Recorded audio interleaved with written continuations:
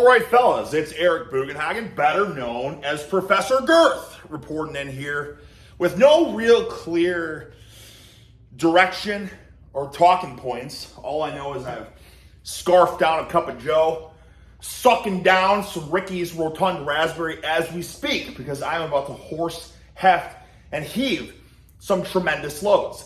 Maybe I'll even do it on a live stream. That's the new direction I'm going. Why am I going that way? Because social media lately, mainly it's just YouTube fitness. But I also see it all over my freaking Instagram feed now too. It's all freaking talk, no walk. Everyone's talking the talk, no one's walking the walk. Do you get what I'm saying here, fellas? It's all theoretical mumbo jumbo. People talking about you got to train this way or you got to train this way. And listen, I am a victim of this as well. And I am ashamed of myself for even leaning into it. Frankly, it's because, again, it's easier to talk than it is to freaking walk, right? So I feel like a lot of times, freaking channels, people looking for increased engagement. It's like, well, why would I horse, heft, and heave when I can just talk about what I think is right? And, like I said, to be freaking frank, it's stupid, and I'm ashamed of myself for leaning into that for so long. I guess this hit me like a ton of freaking bricks because a little bit ago, Jeff Nippert messaged me about wanting me to be involved in some new idea he has for a video, and I was like, oh, yeah, sick, that would be great. Like, more, get a lot of eyes on me, content or whatever. But then his idea, and he had an idea months ago too about I don't even know, bros versus science-based lifters or something like that. And I was like, cool. I mean, I get to horse, heft, and heave loads in front of a huge audience. That would be sick, okay? It never happened. But then his new idea now, it's questions, I don't even know. Like he said, 10 bros versus him in a Jubilee format, which at first I'm like, whatever. And then I'm thinking about it and I'm like, you know what? I don't like the idea at all. Because first and foremost, I don't see myself as a bro, okay? In fact, I hate the way that bros train. Bros, for the most part, my goodness, Tater, you're killing my flow. Bros, for the most part, are all about machines, arms, all that kind of stuff. I'm about, for 10 years, I've been about just horsing, hefting, and heaving the same exercise every single day. Bulgarian-esque style training. I'm about trying things that seem totally out of the norm. I would say I couldn't be any more opposite to how a typical bro trains. Then on top of that, it's science-based versus bro science? I don't even care. In fact, I like reading about the new science or whatever. The leg press has better activation of the vastus lateralis. It's oh, cool. Okay. That's still not going to change the way I do things. I'm interested in it, but to sit down and talk about, I think this is better, and then you say, no, it's at the end of the day, guys, this is the whole reason I'm making this video, okay? I'm freaking old man Del Hagen, you know what I mean? I'm getting up there. I've been around the block, you know what I'm saying? I've trained many different ways. And also, it's a little upsetting to me to lump me with a bro, because I was a Division I athlete, right? I was a strength and conditioning coach. I was a WWE freaking wrestler. You know what I'm saying? I am an American gladiator, right? I freaking conventional deadlift almost 800 pounds. I'm getting there, and that's going to happen in a month or so. I promise you that, right? Whereas what does an average bro do? Bench and biceps? You know what I mean? It's a little disrespectful for me to be viewed that way, right? I feel like I'm not a bro in that regard. But even so, that's not even the point. The point is, we're talking about this is better than this, and we're trying to prove something wrong. There's no right and wrong, okay? We're talking about freaking lifting weights, right? I'll tell you what the freaking secret is. Is it science-based? Is it bro science? No. The secret is to do whatever gets you enthusiastic, to do whatever floats your freaking jimmies. That's the ultimate power. That's the greatest force. Because if you're enthusiastic about it, you're bringing this sort of extra gusto to your freaking workouts, okay? So let's talk about that. Let's talk about one of the main freaking science-based enthusiasts, Mike Israetel. I just watched a video he was in, 12, 14 years ago, where he was interviewing Konstantin Konstantinova. I always forget how to pronounce his name, but he's one of the greatest deadlifters of all time. Okay, monster, deadlifted, no straps, no belt, 920 pounds or something like that. He was interviewing him from the Juggernaut Strength channel, that thing back in the day that was all the rage, whatever, because there's powerlifting, right? He was all about the powerlifting. And then obviously as he got older, right, probably some aches and pains, some injuries, he's admitted to just absurd levels of gas, right? Like he's probably become very fragile now. Like he can't horse, heft, and heave tremendous loads or he'll tear stuff. You know what I'm saying? So like for him, this is, big range of motion, sub-maximal weights, tempo training, all that. That's what's optimal for him, okay? And he probably believes it, and if you believe it, it's, you know what I mean? It comes down to like supplements and stuff too. Like there's been studies where people take a placebo effect and they make astronomical gains off of a placebo. Why? Because they thought they were taking this powerful magic pill, but it was just a placebo. But because they believed it, they made gains.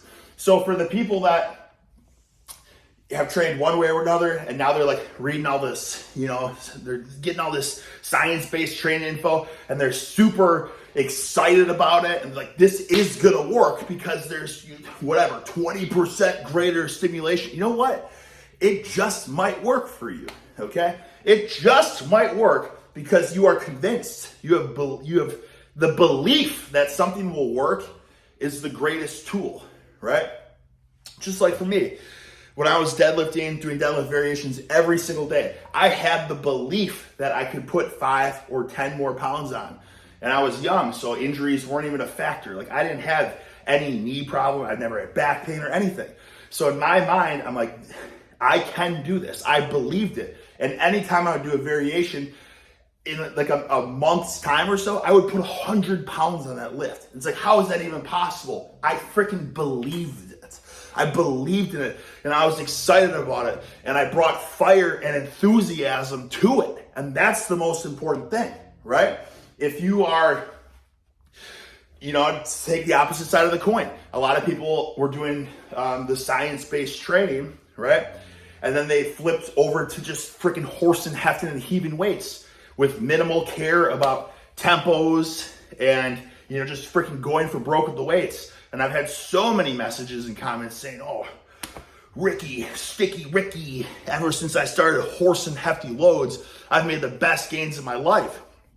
Is it because you're horsing hefty loads? It probably has something to do with it, but it's probably also because you bought in and you were sold that this is the way to do it, right? So you have this conviction and you have this enthusiasm, because it is fun too. It's fun to throw around heavy weights, and it's fun to see progress, putting weights up, getting stronger. That's fun. That's addicting, right? And honestly, I kind of feel like that's why that is the best way to train, okay? Like I've done a lot of different programs, and that's why I guess when it comes to like the science-based training and like the tempos and all that, like I guess that's probably why I went so hard on it, right? Was because I've done that. I literally trained that way 16 years ago. I was doing tempo, 3 second negative, 2 second pause, explode up, 3, doing all that kind of stuff.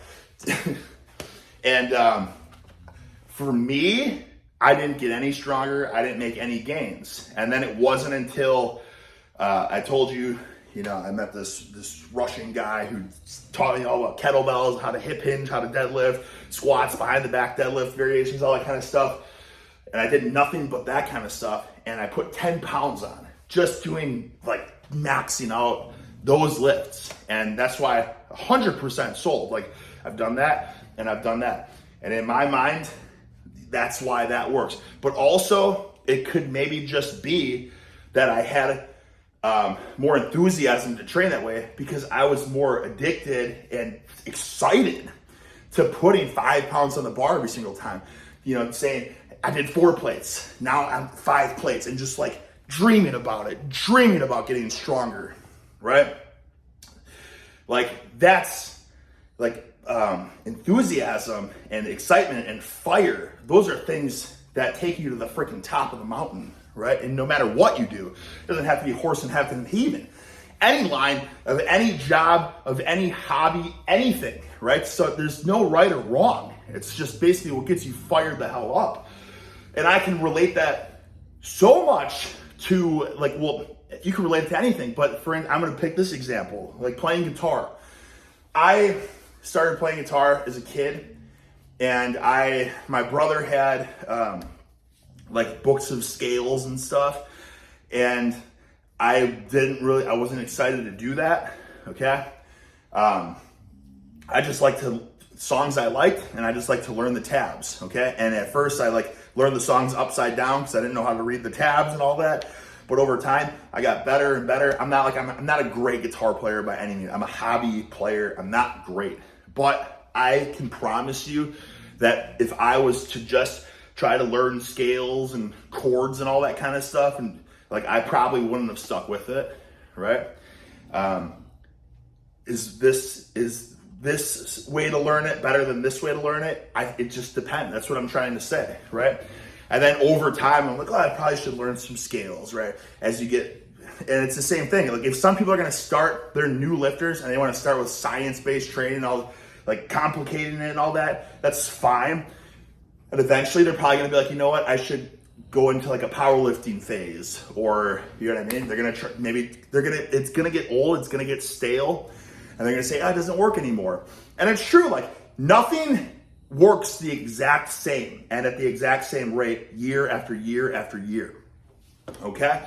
What could work for you for 5 years could all of a sudden, now it doesn't work anymore. And now you're just getting injured. And now you need a totally different approach, right? Or you need a new stimulus. Our bodies are extremely freaking adaptive organisms, right? You're only gonna have to adapt so much until, and then you can say, oh, you gotta put more weight on it. But I'm telling you, there's more to it than that. Like, for instance, the eccentric phase, right? It's like, this is the phase that causes the most muscle damage and growth and yada, yada, yada. And I recently joined this gym that they have, I can't remember the freaking name of it. It's one of those gimmicks where it's just concentric and then there's zero eccentric phase. And you kind of like, like a ski erg. It's kind of like that in a sense. I'm not sure what they even have it for. It's only like one thing, but I'm like, oh, this would be awesome to like just rapidly pulse, like just explosively, rapidly rep like that. And the pump and the soreness I've gotten from that was unlike anything else. But it's like, but there's no eccentric phase. Like, it's not causing any muscular trauma and damage. You know what I'm saying? Well, it does. It's a new stimulus, right? Just changing it up, taking that phase out of it's just a totally new stimulus. Now it's something new to adapt to. I don't know. People that think they have it all figured out with the training, it's basically, it's like, what is it? Like, it's a sales pitch in a way, right? Because nothing's black and white. It's all within those shades of gray. And, I had so many points I want to talk about, but like I said, let me think of something else. I will just say that before making this video even, I was on Instagram and I saw like a clip from like 1982 or something of Wayne Gretzky running some obstacle course. And it put a smile on my face. It was entertaining, right? The human body, like to see athletic endeavors, it's cool. And then I related it to like a lot of these people's minds these days. So we're talking about like science-based training and all that. And again, I'm saying, hey, it could be right for you. So I'm not even against it. Menno Henselmans just posted about how there was a study that showed that pull-ups are more effective than lat pull-downs for both lat and bicep growth. So the first comment that I saw, it was the first comment on the comments, was, why do we want biceps? Or something like that. And it's like, absolutely why do we want biceps when we're training our back? Just the most befuddling thing I've ever read. It's like, okay, well, let's take the biceps out. There was still better lat growth versus lat pull-up. So what is even your point? And I'm assuming that this person is probably one of these things I've seen online where it's like, and we're getting the science-based content creators, like I don't want to lump them all together because I know they're not all the same. Like, this is the whole new wave of stuff you see on social media now where it's like people are putting cuffs on and all that. So it's like, I saw the guy had a cuff on his upper arm and he was doing a lat pull down, but he's holding like a D handle.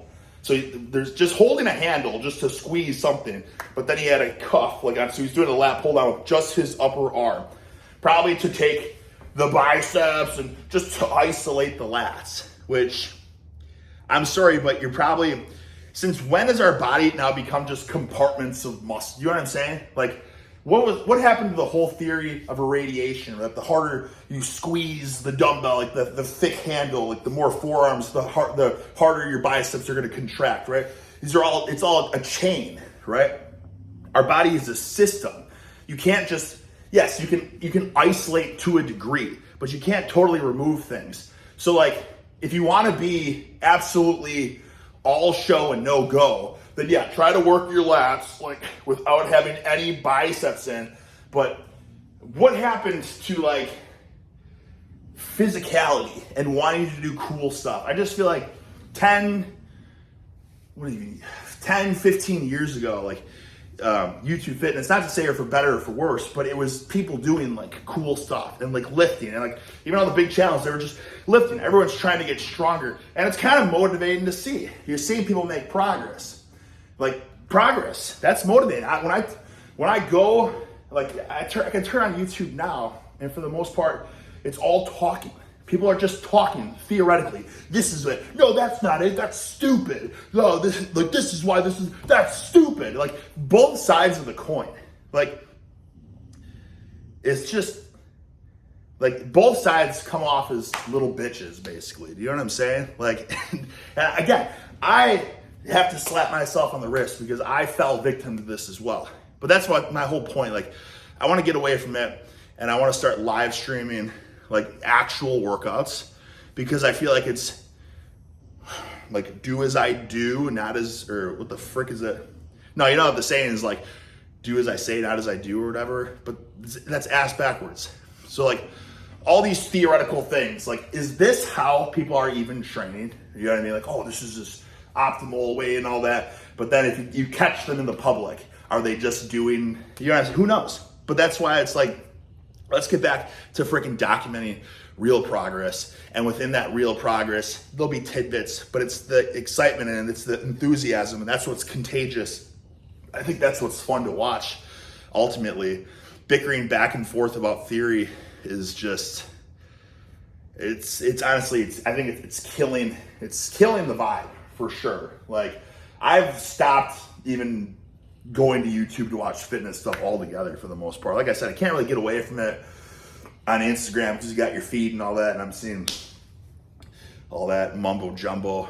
But like, yeah. Anyways, I don't really know if there's much more to say. I basically just wanted to kind of do like a State of the Union address about direction of my beliefs and how, you know, I was in the wrong to basically join the sides of the argument. I think it's ultimately do what you love what you do. You're going to make progress with it, right? And eventually you're going to stop making progress with it. That's just how it works. And then you have to find something new, go to some different extremes. I will just say also, like the last thing I wanted to talk about was, so like I was talking about with you know, tempos and big range of control with light or minimal weight to avoid injuries and all that.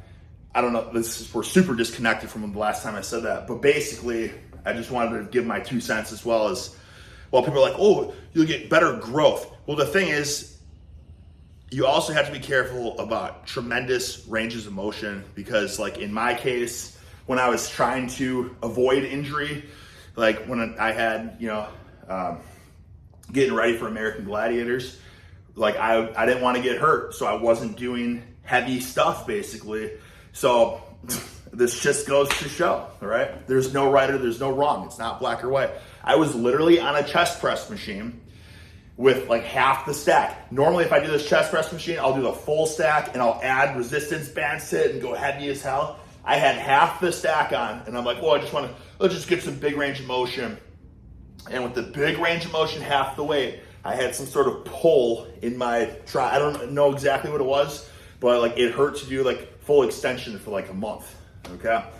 And so I'm just gonna say that like there's no wrong, there's no right, there's no black, there's no white. It's all, you have to work with what works for you. You know what I mean? And even since that happened now, like I can't bench press the same. So now I have to do like partial, like spoto press, right? But you know what? I might see the biggest strength gains of my life, which might lead to the biggest freaking muscle gains of my life doing that way. But it's like, but that's a partial range of motion.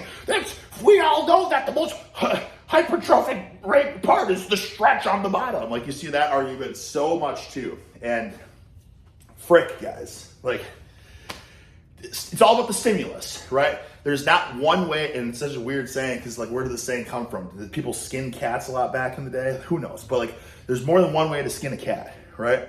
And by the way, with compartmentalizing muscle groups, like, oh, I want to work this lat with taking my biceps out of it. Like the body's a freaking system, okay? 100%, because it's been proven that like say you get surgery on your right arm, like if you want to maintain strength, you might even be able to build a little bit of size. This has been proven. If you just train like the left side of your body, if the right side's injured, you can maintain the strength on the right side, right? Due to nervous system adaptation. And it says that you can even, maybe even build some size on that side of the body, okay? So for people trying to like, isolate certain muscle groups and all that, just remember that like our body is this systematic organism, right? And for people claiming that like, that's where it's all, that's my whole point coming right back to the beginning anyways. What is there to even debate? Like, this is right, this is wrong. No, it's not. This is right, this is wrong. There's still so much to learn about training, about the human body that's not understood. So to have some theoretical debate about what's better or not, like, what's the point? What is the point, honestly, right? So again, I'm gonna go to the gym. I'm gonna horse, heft, and heave tremendous loads, doing what I enjoy doing, right? And so check this out. I live streamed the other day, and it's like, holy buckets, my mind is everywhere right now. But I live streamed the other day in front of the fellas, deadlifts, right? And it felt pretty good other than when my belt exploded. And now I still have a little bit of a sore back, which I wanted to do it today, to deadlift live stream again. But I think I'm gonna give myself one more day because I can't risk, especially with my belt being broken pretty much. But that was the second day in a row that I deadlifted, right? And is that optimal, right? Most people are gonna be like, oh, hell no, it's not optimal to deadlift 2 days in a row. That's way too much than your body can recover from. But I'll tell you, I hadn't maxed out on deadlifts in 3 or 4 months or something like that. And that second day in a row felt better than the first day, right? You would say, how's that possible? You weren't recovered and all that. But listen, you are not the same person as me. Our bodies are not identical, right? That's why, like, freaking 10 years ago, I 100% know that when I would pick a deadlift variation and do it every single day in a row, that was the best way for me to get stronger. My body adapted. It responded the best to that, right? So it's like for people that like, oh, I can deadlift once a month, right? I can only deadlift once a month, otherwise it's too much to recover from. They're probably not wrong. That probably is the case for them. But then to go say you can't deadlift multiple days in a row, who are you to say that? Have you lived in my organism? Do you get what I'm saying? So there's all this theory about what's optimal and what's not, but deep down, like, we're all unique freaking specimens. So what might be optimal for you is bench pressing 5 days in a row.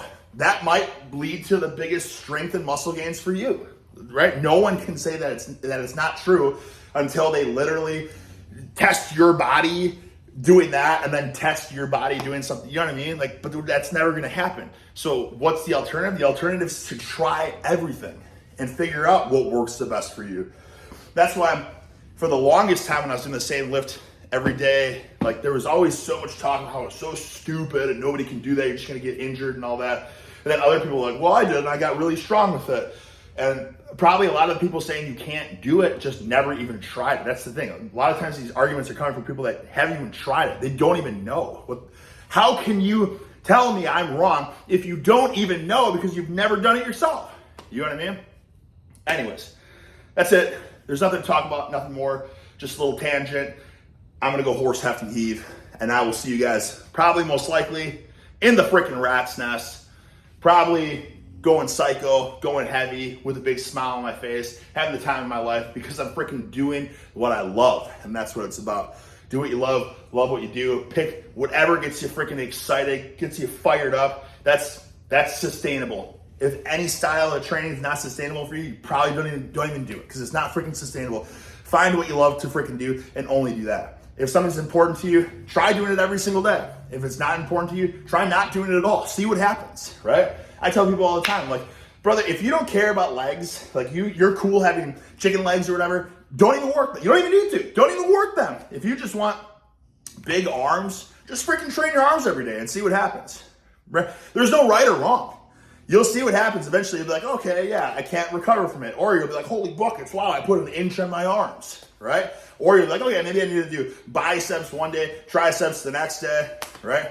Or maybe I need to do like just a push-pull, just a push day, and then a pull. You know what I'm saying? Like, maybe do something like that. Or vice versa. If you just want a big squat, try squatting every single day, right? If you just want to put size on your legs, try doing legs every single day. Don't go off of just arguments that people do online. Freaking listen to that. Maybe take what applies to you or whatever. Maybe be like, maybe I can incorporate that. But to dismiss stuff before ever trying it, it's just a fool's behavior, right? You know, with freaking modern medicine, guys, with what we know about the body, we're going to live for a long time as long as you take care of yourself. So that means you're going to be training for freaking 70 years. You might as well try everything because who knows, right? So to shit on ideas or whatever without ever doing it, it's a pity. It's a shame because you might be missing out on something. I'll leave it at that.